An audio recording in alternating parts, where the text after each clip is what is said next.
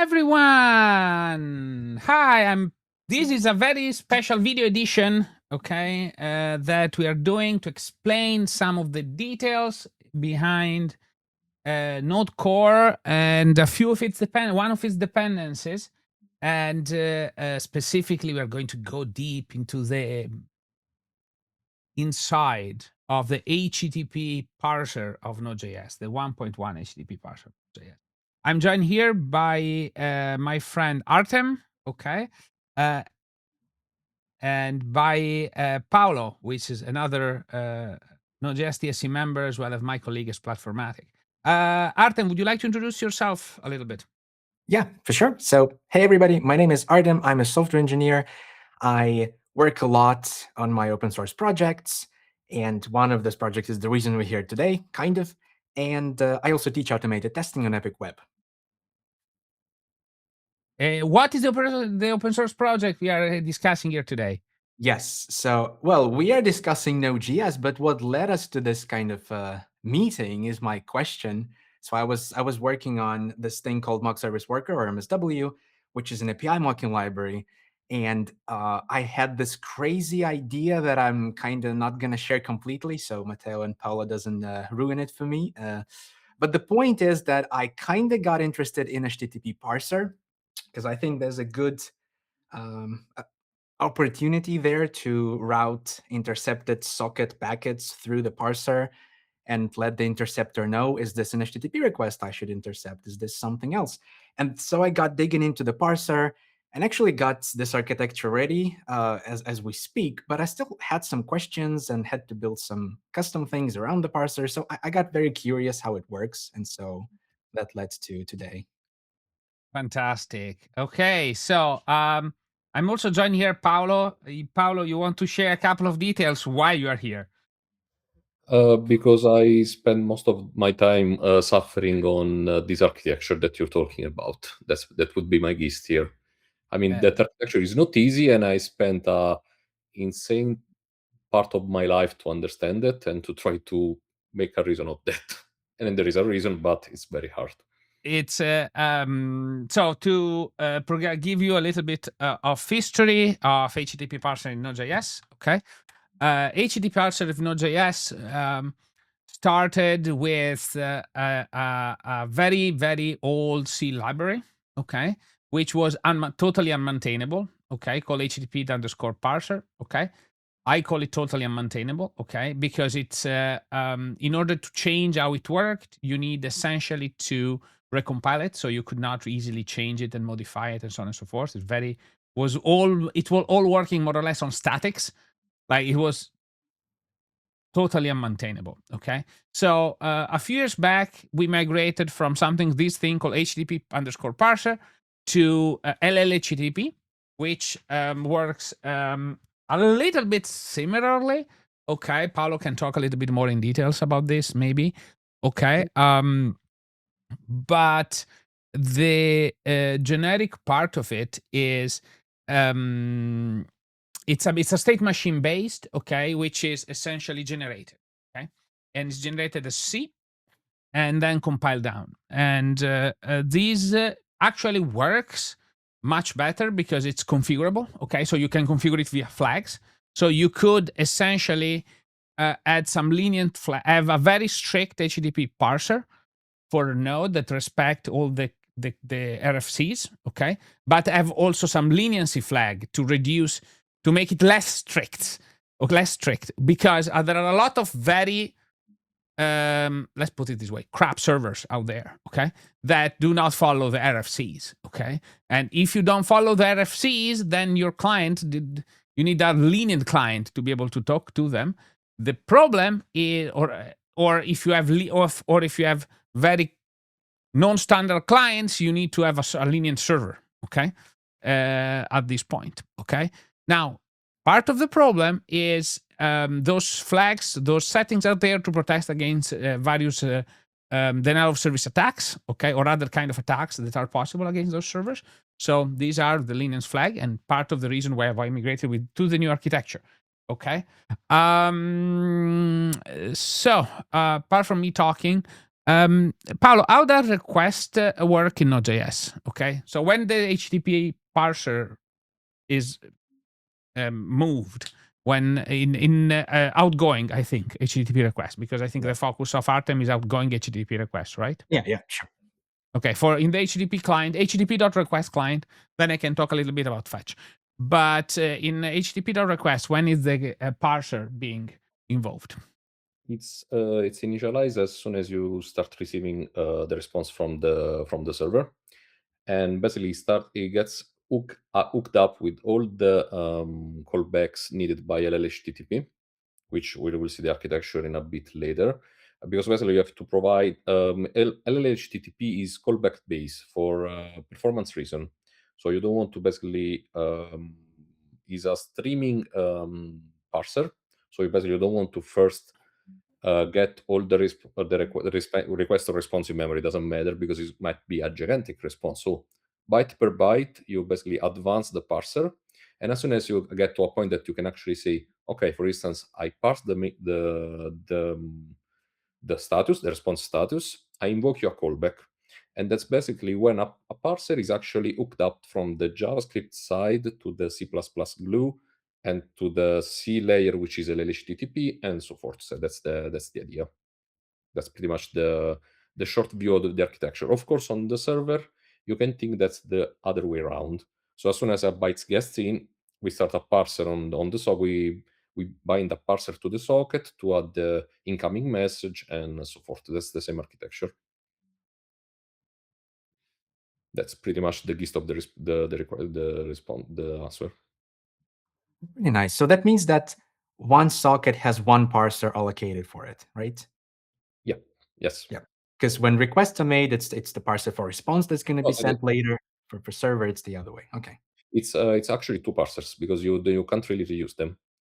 So the thing is that for performance reason, we keep a pool of parsers pre-allocated in Node, which is configurable, and we reuse one of them on each part of the transmission. Because of course you can't have a request and response at the same time on the same socket. There is pipelining, but that's another thing. But anyway, we use one for the request and one for the response. Sorry, we use a parser for the request? Oh yes, of course, we use a parser for the request. On the server. On the server, Yeah. On the server and for Yeah. Actually, the way you allocate the parser was pretty interesting to read. So we have this construct called free list.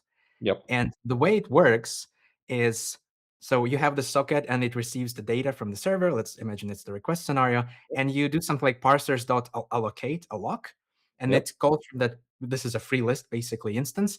But it's so unusual to me because the way it works was not what I expected. It's like this free list of parsers is initially empty.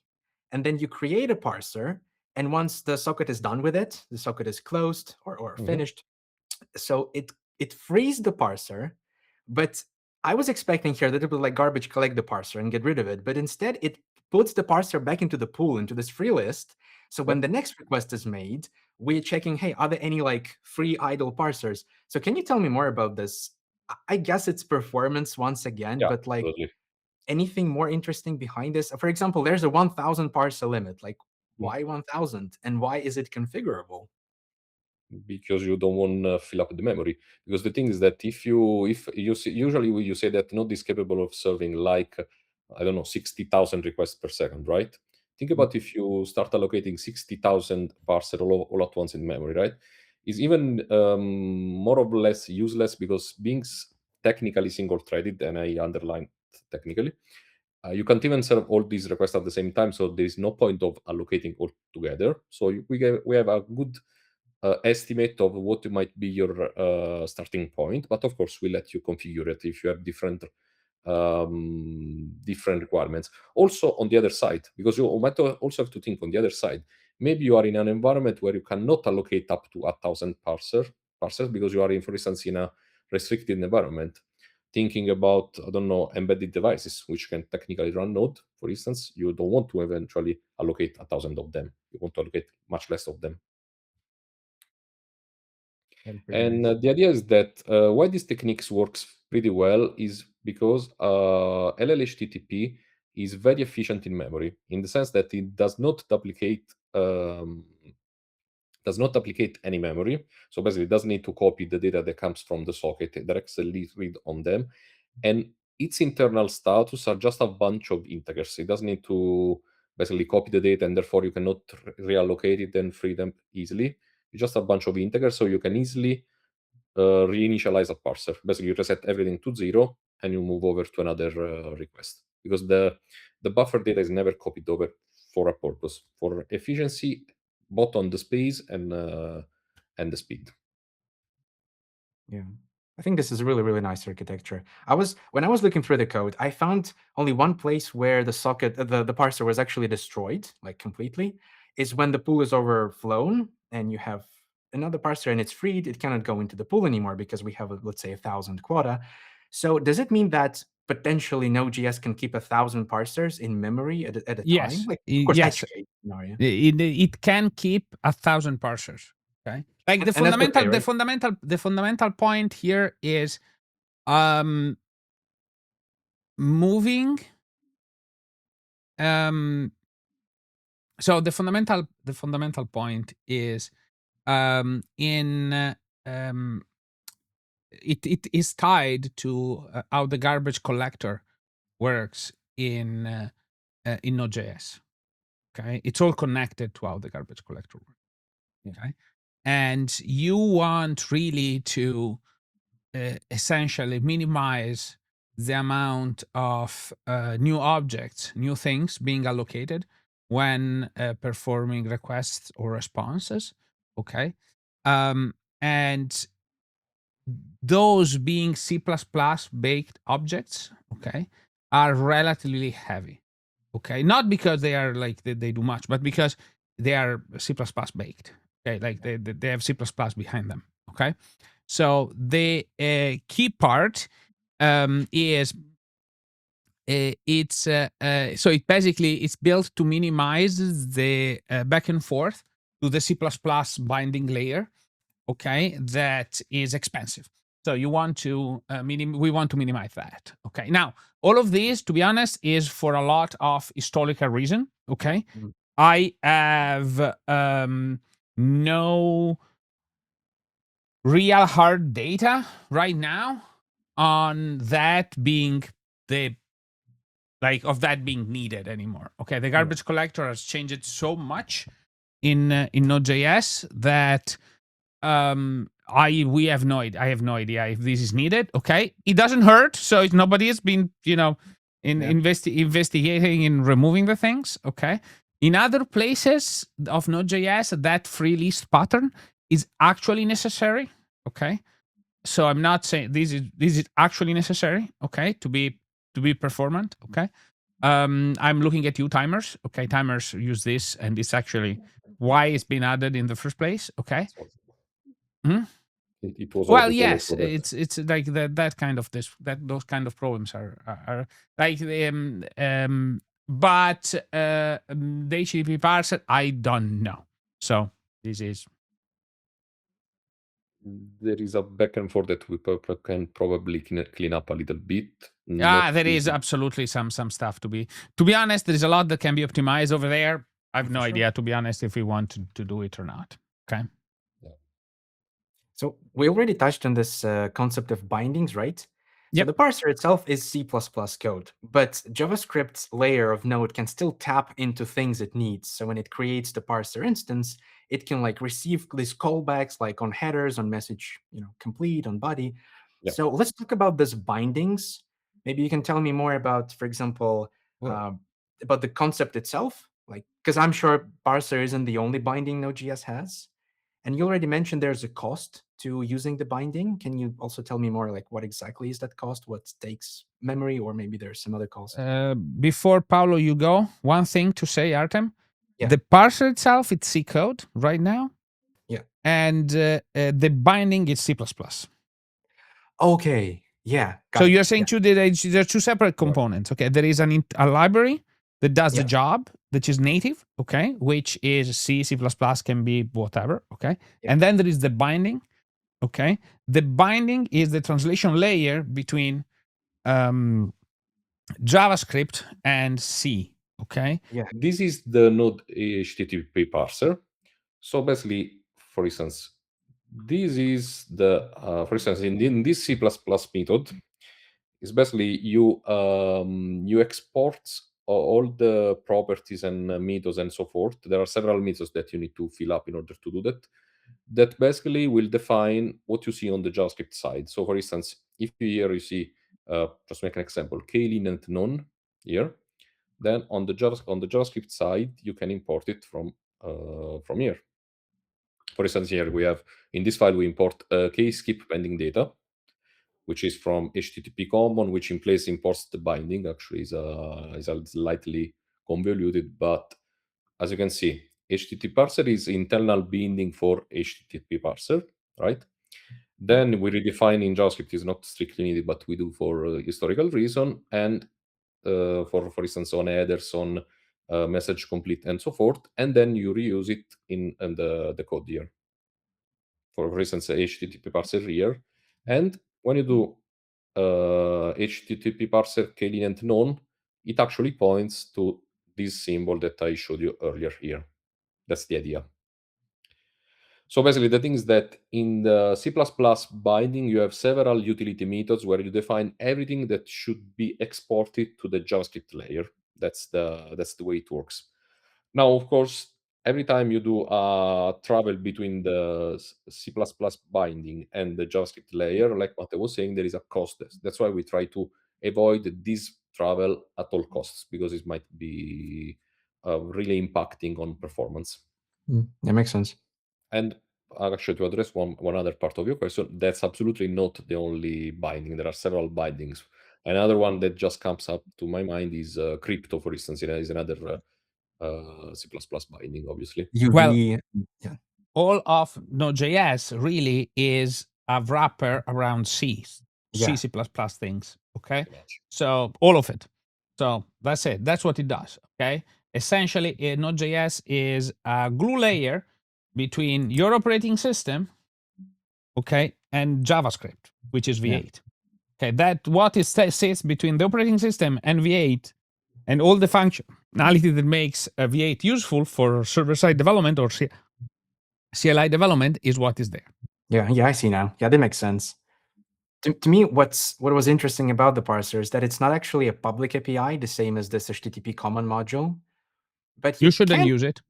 You shouldn't use it, but you technically can. And I'm like curious, like how bad it is to rely on it. And between 9 and between 6 and 10. 10. Yes. To clarify, okay. Yeah. The Node.js wants to hide completely process.binding for everybody. Okay. The end goal is to remove it. Okay. Mostly because is shooting yourself in your feet type of thing.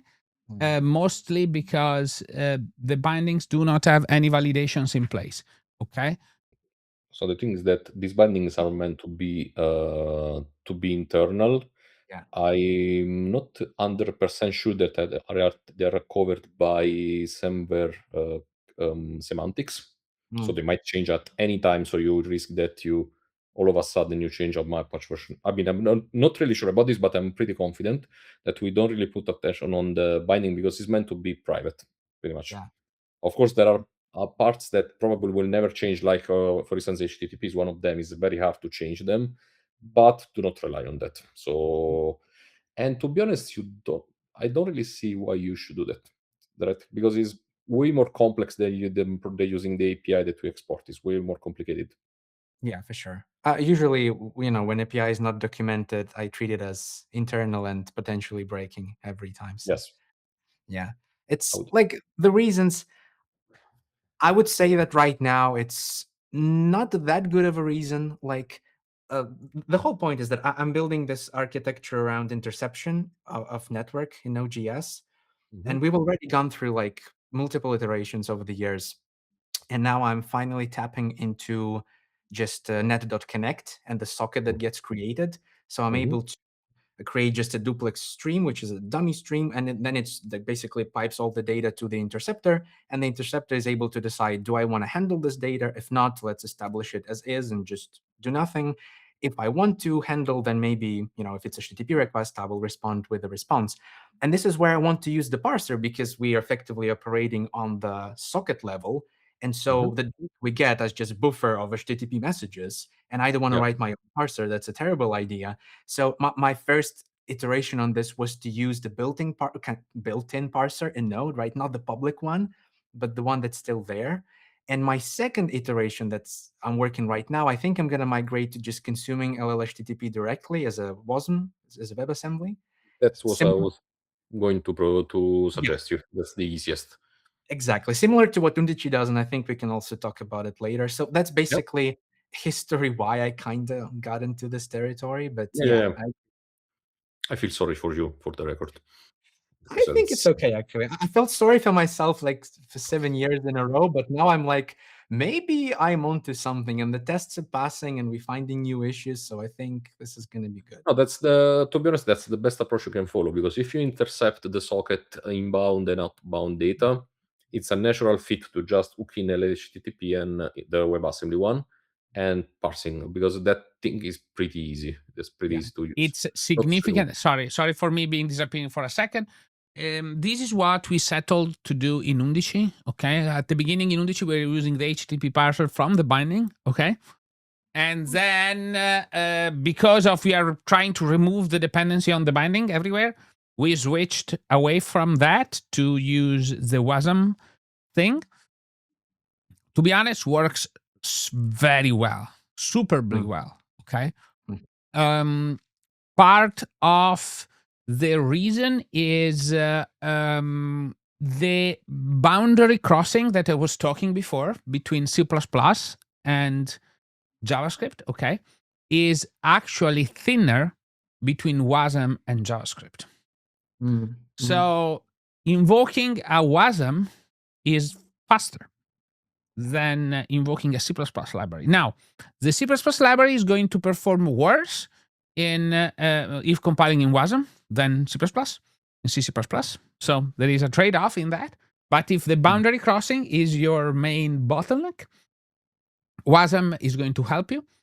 There is also a couple of things added, okay, that in Undici we have we ship two WASM builds, one a normal one and the other one with SIMD. Yeah, I think that's roughly what I'm also going to end up using. So that's good to know. That's a good reformation. I wonder, like, just for myself, do you do any kind of lazy initialization of this WASM? Like on the first request or something? Or Yes. you just, yes. Yeah, First okay, request. that's nice.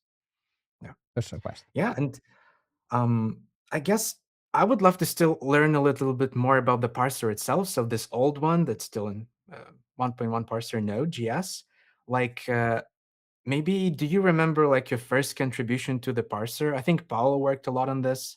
Some history, some fun facts. Why not? I think it's a very old module in Node.js, and to be honest, I was not remembering, so I actually looked it up on GitHub to see what I did here, and it's terrifying, to be honest. I just searched it. It was from August 2022, so it was now almost 4 years ago, and it was about an actually pretty trivial bug. I mean, for something that was forgotten on LLHTTP, because as Matteo was introducing LLHTTP, he said that it's pretty strict, way stricter than how Node HTTP parser was back then. And I found out that actually there was a bug report that says that LLHTTP was not validating the HTTP version.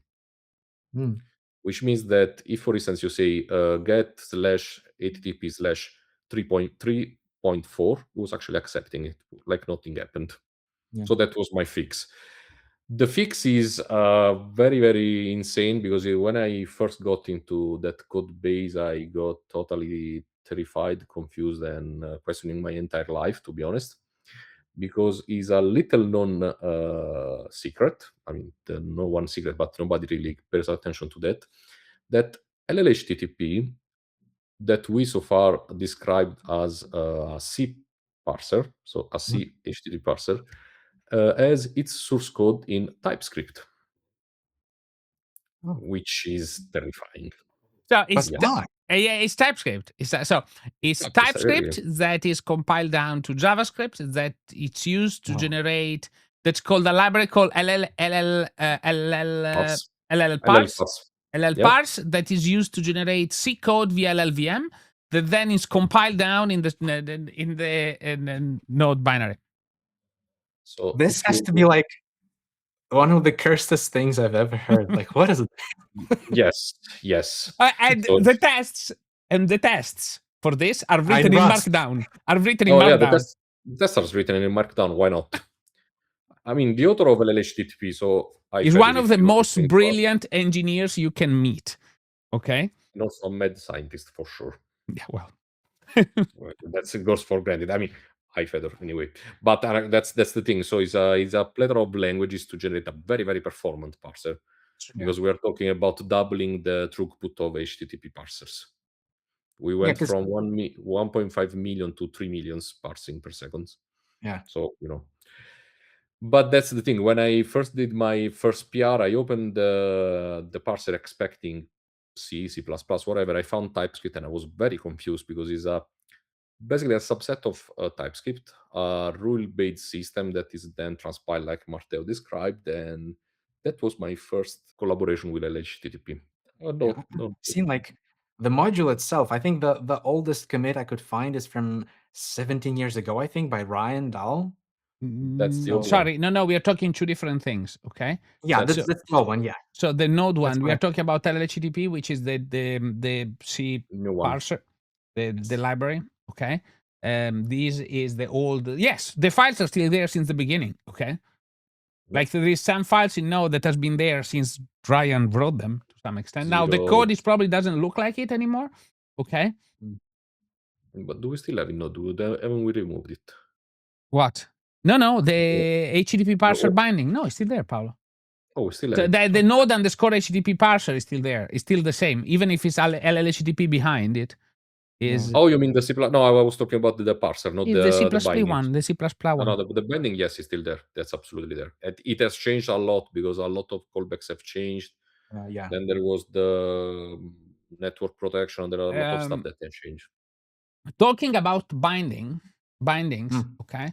There is an initiative going on. Okay, so part of the problem why we don't want to create many of those bindings, okay, or try to minimize the creation of them, okay, it's because their life cycle is managed in C++. Okay, so you need to mark them in a very specific way so that they persist. Okay. There is you can since a few years, okay, there is a way for Node developers, for Node core developers, of creating objects, C++ objects, okay, that are instead fully managed by the V8 garbage collector, which is way so that the garbage collector know about this information. Yeah. Okay. So because they know, then it knows it can use it for doing a lot of things. Okay. And they can track it and so on and so forth. So the rough cycle is coherent with the rest of Node.js. Okay. So there is this new system called llhttp, and we have in a slow migration towards all of it being all the objects being garbage collectible, all the C++ things being garbage collectible. So I would say that that's also one of the reasons why we are keeping that list, okay? Because those objects are not easily garbage collectible. So it's actually better to keep a set stable, essentially. Yeah, that makes sense. I think I've seen something similar, at least some related proposal. I don't know. It rang a bell when you were talking about it right now. Yeah. Can I have a overview of this? Because some of the parts I feel still a little lost. So we have two parsers. There's an old parser and then the new parser, No, HTTP. there is only the new parser. The old parser is long gone. Okay, so it's long gone. So there's one parser. It's written in the way that we just talked, right? TypeScript compiled to JavaScript C. And then we have a C++ binding to bridge the C code to JavaScript. And then we have JavaScript public APIs, basically what people consume. Good. I think I finally that's the three-level confusion. I can see that. Yeah, I know that's convoluted. Especially No, because I think it actually. No, I also because the binding is also called parser. So there is a parser which creates a Yeah. parser, which is Yeah. nonsense. But yeah, the historical reason as well. Yeah, because like when I heard this, especially the build pipeline, it sounded pretty crazy. But usually when you hear these things, it's either person has no idea what they're doing, or they have a very specific idea what they're doing. And I think it's the latter. Yeah. I mean, technically speaking, LLParse is an open system. So if you have a similar streaming protocols, you can, for instance, reuse it if you want to suffer a little bit. But yeah, you can totally. I mean, it was meant to be an open parsing system. So I know that people created something like Markdown or something like that on top of that. So it's pretty reusable.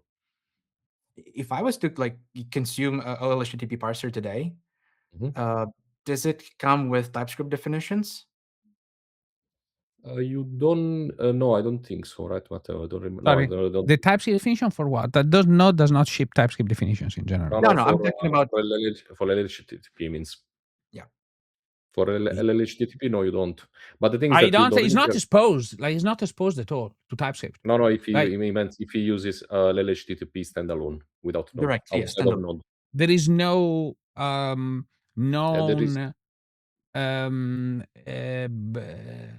JavaScript or TypeScript system exposing this publicly. Okay, so there's no types. Okay, even if we look at Undici, okay, let me show you how all of this is done in Undici. You will see how ugly is this. Okay, so core no. Okay, client H1. Okay, so that's the look at how bad this is. You don't want to know. Okay, this you don't want to know. Okay, this is do not ask. Okay, do not ask. Yeah, sounds like a dependency injection in tests. So this sounds like you should not be using jest for any possible reason, but this is my feeling on the topic. Don't trigger, my friend, please. Okay, so yeah. So here we try wasm, we try simd, then we load it. Okay. Now once we initialize this, okay, note that we create an instance of the module, okay, and then basically look, this is just a JavaScript file, okay, and we specify all the callbacks needed, and it's just with the pointer. Okay, you see how this is like really low level. Okay. Yeah. And then we wrap this in a parser class. Okay. And the parser class is doing, as you see, a lot of work to get this into a shape that can be further consumed by JavaScript, essentially. You can maybe show one of the requests being invoked, just in case. One of the Undici, LLHTTP, just to show the full flow. Oh, okay. Yeah. Okay. So this is, we connect. Okay. When we connect, we go to the parser. Okay. Then on the socket, okay, here, you see when there is on the socket, we call, so we assign the parser to the socket. Then on the socket, we call the readable. We set on the readable event. And then here, this is what happens. Okay. We call read more on the parser. Okay. Which execute goes into, look at how fancy this is. Okay. So basically we need to move the data from the buffer we have to the buffer, and this is one of the slow parts. Okay. We need to move this data to a buffer managed by wasm that can be transferred to wasm. Okay. Then we do the memcopy. Okay. And then we call llhttp execute to do the parsing based on the pointer and the buffer. The pointer is our wasm instance, and then this is the buffer that it needs to work on. Show one of the callbacks being invoked. For instance, the on method or whatever. If I think you have it somewhere. This is So here on this is like when, for example, the message begin, we get the current parser, okay? And we call on message begin. That's it.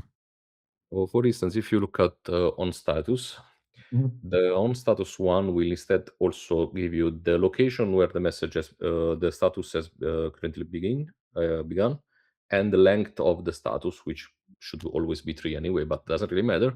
And the things that, and giving that from making some pointer calculation, you can create a buffer which basically copies the data back to a string.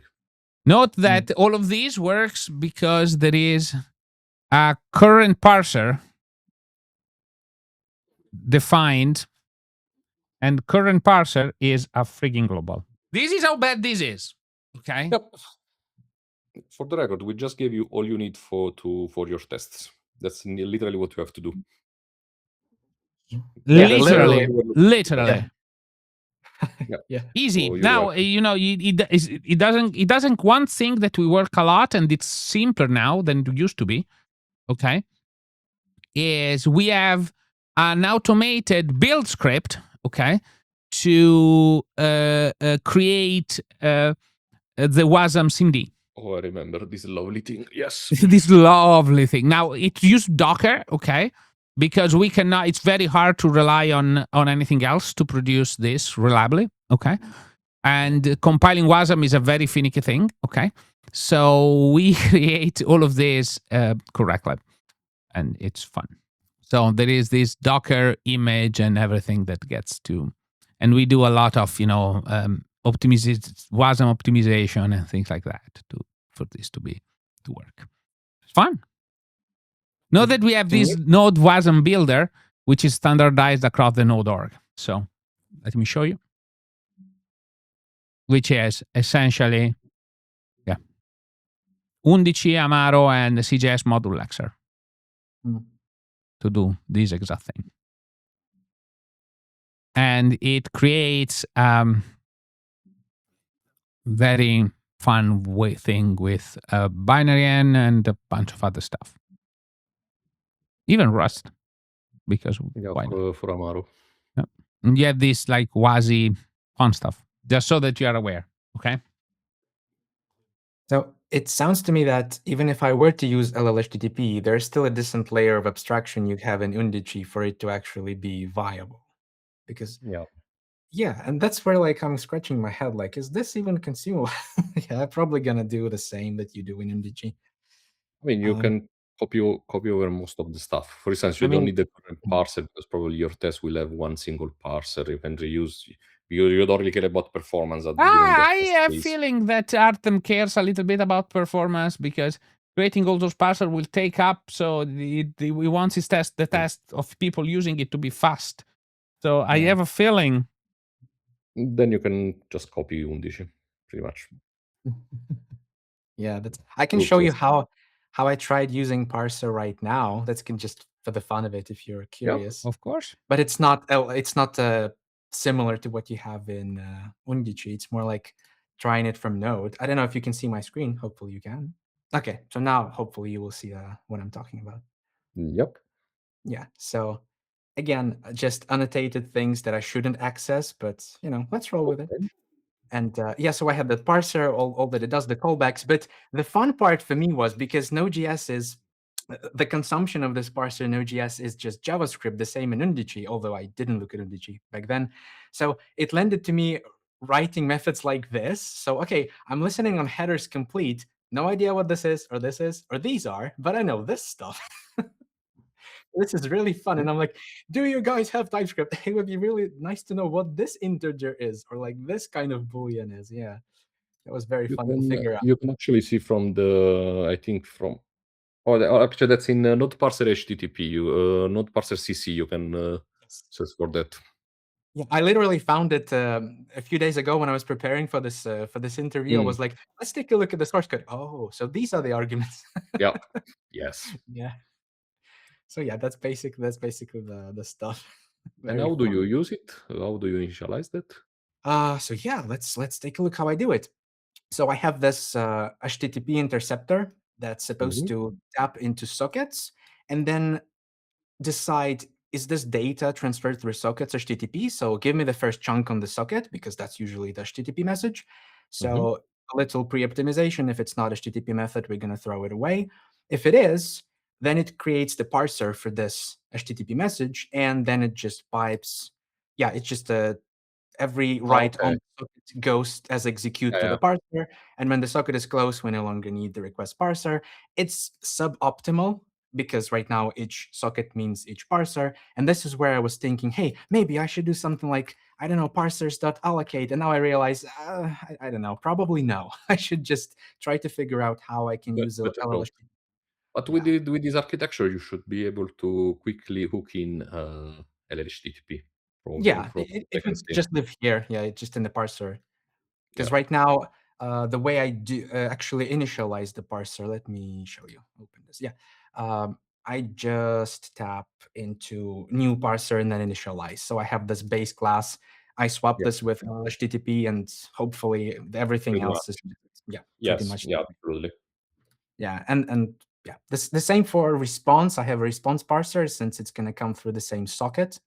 So I have a response parser that does pretty much the same thing. Server. This is for pass-through scenarios, right? Because in the mocks you can say, okay, this is HTTP, but I want it to go to the server and just observe this round trip. So Yeah. go to the response parser and free it when the socket is closed. So that's kind of the idea. I'm very excited of like the conceptual level of this, because like my hands are itching to do SMTP, because technically you can. Now, whatever socket is sending here, you can just route through any parser you want.